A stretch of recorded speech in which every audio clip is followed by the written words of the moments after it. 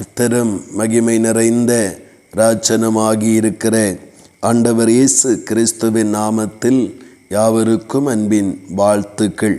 தேவன் தாமே ஒருவரையும் இன்னும் அதிகமாய் ஆசீர்வதித்து நடத்துவாராக. இந்த நாளுக்குரிய தியான வசனம் சங்கீதம் 118 அதனுடைய 27வது வசனம். கர்த்தர் நம்மை பிரகாசிப்பிக்கிற தேவனாய் இருக்கிறார். இந்த இடத்திலே நாம் கவனிக்கும் பொழுது மனித வாழ்விலே பல நேரங்களிலே உலக பாரமாகிய இருள்கள் சூழ்ந்து வாழ்க்கையை அந்தகாரப்படுத்தி கொண்டிருக்கிறது. வாழ்க்கை ஒரு தெளிவற்ற, பிரகாசமற்ற, புரோஜனமற்ற வாழ்வாய் அமைந்து விடுவதைப் போல அது தோற்றமளிக்கிறது.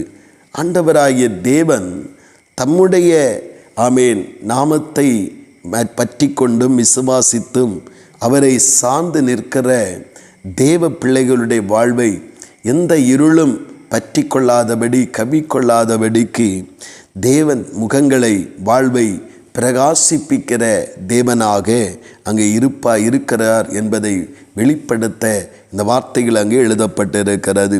கர்த்தர் நம்மை பிரகாசிப்பிப்பார் என்று சொல்லப்பட்டிருக்கிறது. கர்த்தருடைய நாமத்தினாலே வாழ்வின் பகுதிகள் இருள் சூழ்ந்து விடாதபடிக்கு தேவ தயவினால் நாம் நிரப்பப்பட்டவர்களாய் நாம் ஒவ்வொரு நாளும் பயணிக்க வேண்டும்.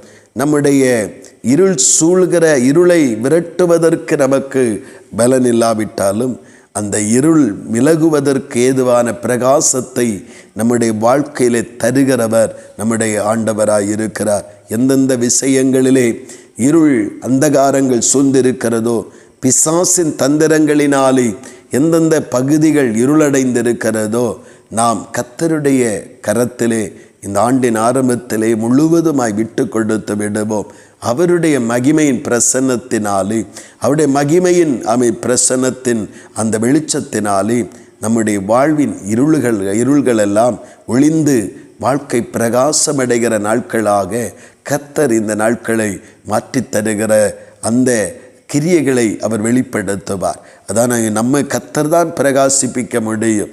வேற எந்த செயல்களினாலும் நம்முடைய வாழ்வின் இருளை, நம்மை சூழ்ந்திருக்கிற அந்தகார இருளை, பாவ இருளை, பயங்கரமான இருளின் வலிமைகளை நாம் மாற்றிவிட முடியாது. ஆனால் கர்த்தருக்கு இடம் கொடுக்கும் பொழுது கர்த்தர் பிரகாசிப்பிக்கிற தேவனாக இருள் நீங்க, வாழ்க்கையும் தரங்கள் எல்லாம் உயர்த்தப்பட, இதுவரை கண்ட அந்த அடிமைத்தனத்தின் சங்கிலிகள் தகர்க்கப்பட, வேதனையான வாழ்வு நீங்க கர்த்தர் ஆசீர்வதிப்பதை நாம் காணப்படுகிறது.